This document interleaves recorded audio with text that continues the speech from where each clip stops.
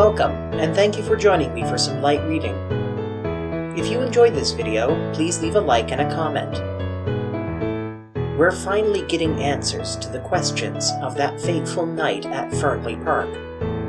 The 40 pounds were stolen by Flora, and the mysterious man was the stranger Charles Kent. But many questions remain. Why was Charles Kent there that night? Who was he meeting at the summer house? And did he go immediately to the Dog and Whistle? And if Flora, rather than saying goodnight to her uncle, was stealing Roger's money, then she wasn't the last to see him alive. Who then was? The unknown voice Raymond heard asking for money, perhaps. The same speaker Blunt heard from the terrace. Chapter 20. Miss Russell. Inspector Raglan had received a bad jolt. He was not deceived by Blunt's valiant lie any more than we had been. Our way back to the village was punctuated by his complaints. "This alters everything, this does. I don't know whether you've realized it, Monsieur Poirot." "I think so, yes, I think so," said Poirot. "You see me, I have been familiar with the idea for some time." Inspector Raglan, who had only had the idea presented to him a short half-hour ago, looked at Poirot unhappily and went on with his discoveries. "Those alibis now. Worthless. Absolutely worthless. Got to start again. Find out what everyone was doing from 9:30 onwards. 9:30. That's the time we've got to hang on to. You were quite right about the man Kent. We don't release him yet a while. Let me see now. 9:45 at the Dog and Whistle. He might have got there in a quarter of an hour if he ran. It's just possible that it was his voice Mr. Raymond heard talking to Mr. Ackroyd, asking for money, which Mr. Ackroyd refused. But one thing's clear. It wasn't he who sent the telephone message. The station is half a mile in the other direction, over a mile and a half from the Dog and Whistle. And he was at the Dog and Whistle until about 10 minutes past 10. Dang that telephone call. We always come up against it." "We do indeed," agreed Poirot. "It is curious." "It's just possible that if Captain Patten climbed into his uncle's room and found him there murdered, he may have sent it. Got the wind up, thought he'd be accused and cleared out.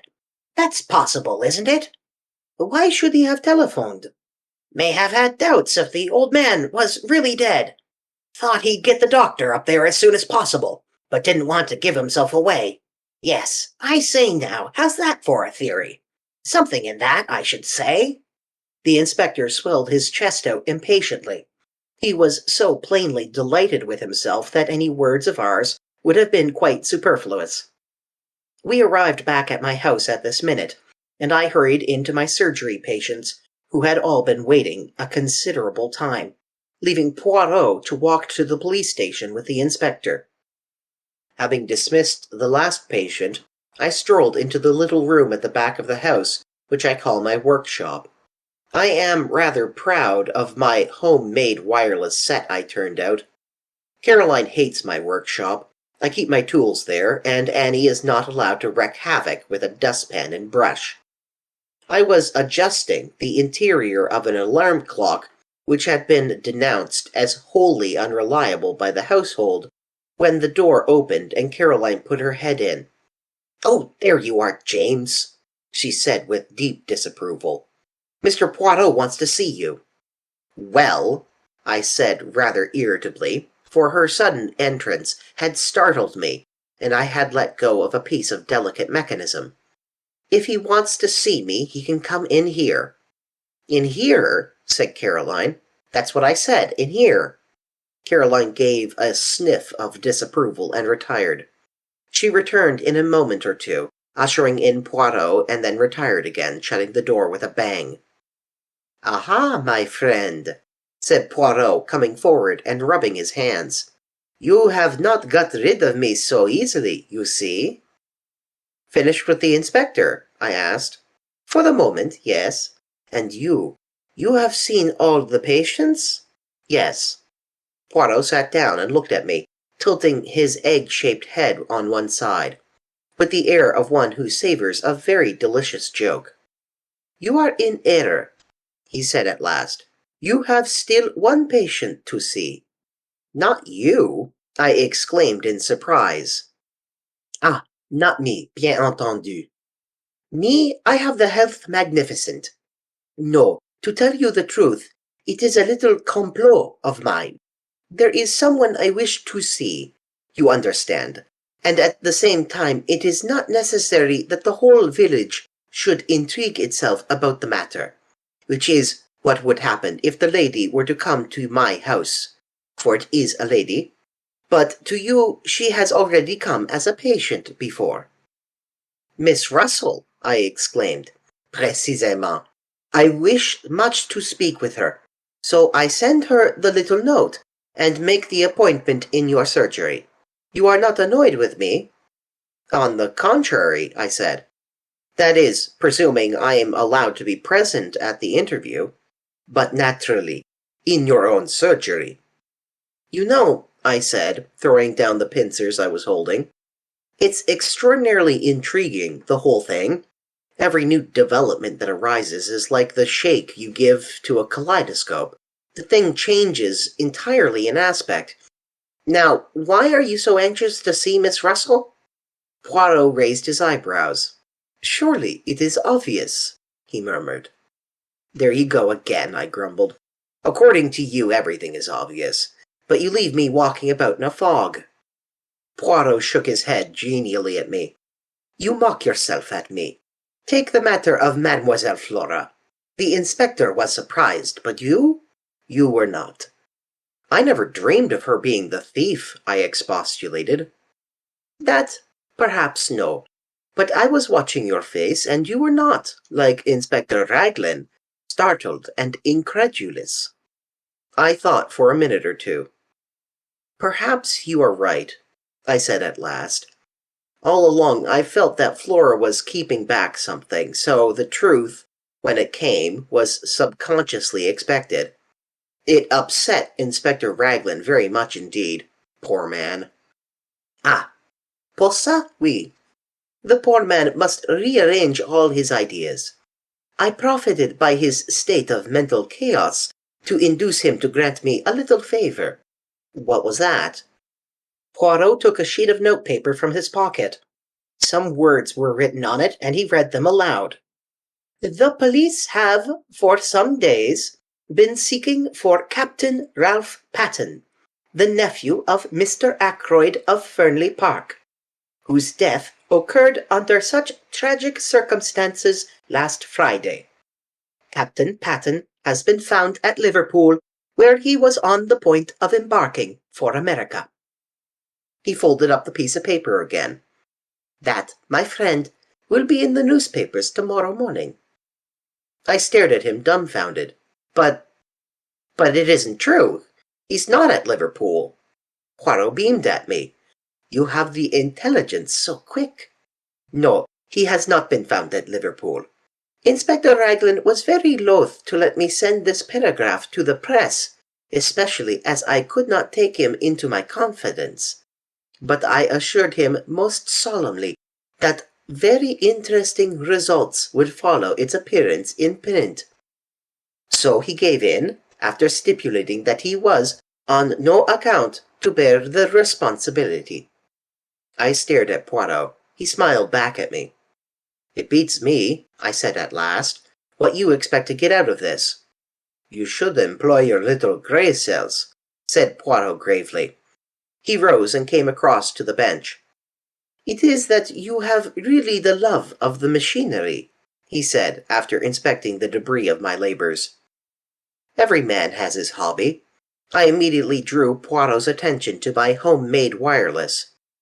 Finding him sympathetic, I showed him one or two little inventions of my own.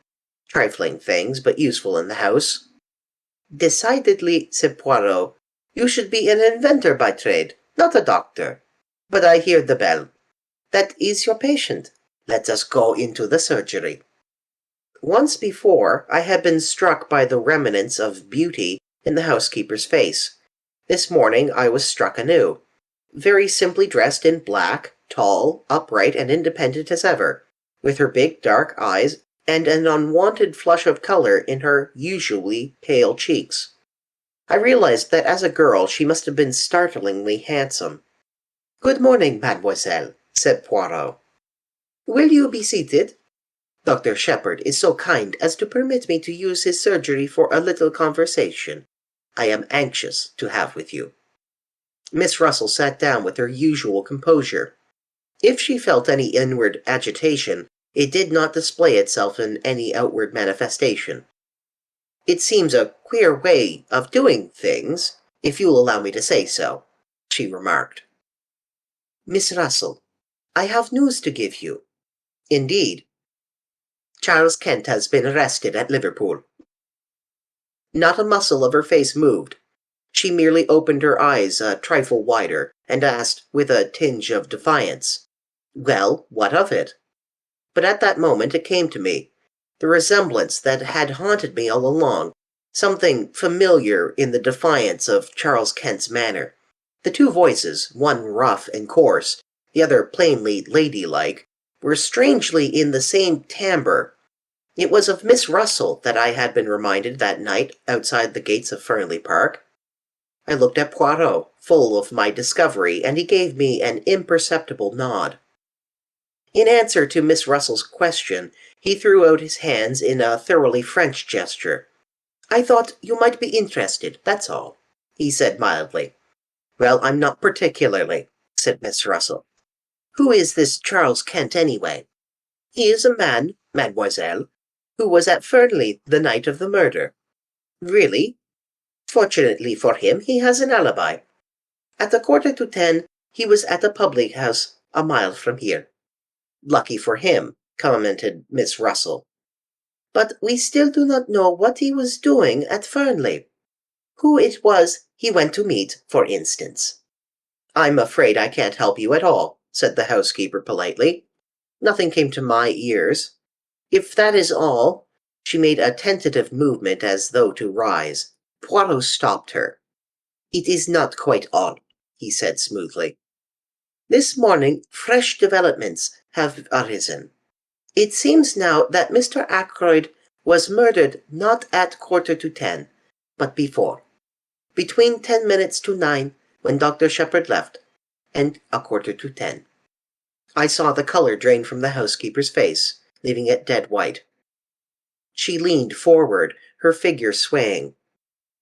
"But Miss Ackroyd said—" "Miss Ackroyd said—" "Miss Ackroyd has admitted that she was lying. She was never in the study at all that evening." Then it would seem that in this Charles Kent we have the man we are looking for. He came to Fernley, can give no account of what he was doing there." "I can tell you what he was doing there. He never touched a hair of old Ackroyd's head. He never went near the study. He didn't do it, I tell you." She was leaning forward. That iron self-control was broken through at last. Terror and desperation were in her face.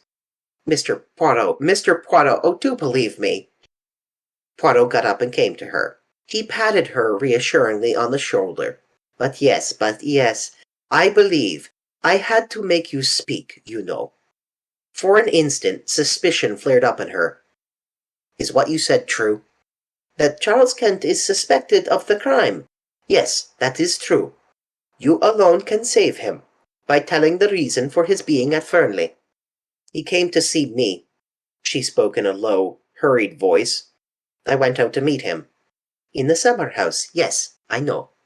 "How do you know?" "Mademoiselle, it is the business of Hercule Poirot to know things. I know that you went out earlier in the evening, that you left a message in the summer-house to say what time you would be there." "Yes, I did. I heard from him, saying he was coming. I dared not let him come to the house. I wrote to the address he gave me, and said I would meet him in the summer-house, and described it to him so that he would be able to find it. Then I was afraid he might not wait there patiently, and I ran out and left a piece of paper to say I would be there about 10 minutes past 9. I didn't want the servants to see me, so I slipped out through the drawing-room window. As I came back, I met Dr. Shepherd, and I fancied that he would think it queer. I was out of breath, for I had been running. I had no idea that he was expected to dinner that night." She paused. "Go on," said Poirot. "You went out to meet him at 9:10. What did you say to each other?" "It's difficult. You see—" "Mademoiselle," said Poirot, interrupting her, "in this matter I must have the whole truth. What you tell us need never go beyond these four walls. Dr. Shepherd will be discreet, and so shall I. See, I will help you. This Charles Kent, he is your son, is he not?" She nodded. The color had flamed into her cheeks. "No one has ever known. It was long ago down in Kent. I was not married." "So you took the name of the county as a surname for him. I understand." "I got to work. I managed to pay for his board and lodging. I never told him that I was his mother, but he turned out badly. He drank, then took to drugs. I managed to pay his passage out to Canada. I didn't hear of him for a year or two. Then, somehow or other, he found out that I was his mother. He wrote asking me for money. Finally, I heard from him back in this country again. He was coming to see me at Fernley, he said. I dared not let him come to the house. I have always been considered so very respectable. If anyone got an inkling, it would have been all up with my post as housekeeper. So I wrote to him in the way I have just told you." "And in the morning you came to see Dr. Shepherd?" "Yes. I wondered if something could be done. He was not a bad boy before he took to drugs." "I see," said Poirot. "Now let us go on with the story. He came that night to the summer house?" "Yes, he was waiting for me when I got there. He was very rough and abusive. I had brought with me all the money I had, and I gave it to him. We talked a little, and then he went away." "What time was that?" "Must have been between 20 and 25 minutes past 9. It was not yet half past when I got back to the house." "Which way did he go?" "Straight out the same way he came, by the path that joined the drive just inside the lodge gates." Poirot nodded. "And you, what did you do?" "I went back to the house. Major Blunt was walking up and down the terrace smoking, so I made a detour to get round to the side door. It was then just on 9:30, as I told you." Poirot nodded again. He made a note or two in a microscopic pocket-book. "I think that is all," he said thoughtfully. "Ought I—" She hesitated. "Ought I to tell all this to Inspector Raglan?" "It may come to that, but let us not be in a hurry. Let us proceed slowly, with due order and method. Charles Kent is not yet formally charged with murder. Circumstances may arise which will render your story unnecessary." Miss Russell rose. "Thank you very much, Mr. Poirot," she said. "You have been very kind indeed. You do believe me, don't you, that Charles has nothing to do with this wicked murder?" "There seems no doubt that the man who was talking to Mr. Ackroyd in the library at 9:30 could not possibly have been your son. Be of good courage, mademoiselle. All will yet be well." Miss Russell departed, and Poirot and I were left together. "So that's that," I said. "Every time we come back to Ralph Patten. How did you manage to spot Miss Russell as the person Charles Kent came to meet? Did you notice the resemblance?" "I had connected her with the unknown man long before we actually came face to face with him. As soon as we found that quill. The quill suggested dope, and I remembered your account of Miss Russell's visit to you. Then I found the article on cocaine in that morning's paper. It all seemed very clear. She had heard from someone that morning, someone addicted to drugs. She read the article in the paper, and she came to ask a few tentative questions. She mentioned cocaine, since the article in question was on cocaine. Then, when you seemed too interested, she switched hurriedly to the subject of detective stories and untraceable poisons. I suspected a son or a brother, or some other undesirable male relation. Ah, but I must go. It is the time of the lunch. Stay and lunch with us, I suggested. Poirot shook his head. A faint twinkle came into his eye. Not again today. I should not like to force Mademoiselle Caroline to adopt a vegetarian diet 2 days in succession. It occurred to me that there was not much which escaped Hercule Poirot. Caroline was wrong, it seems.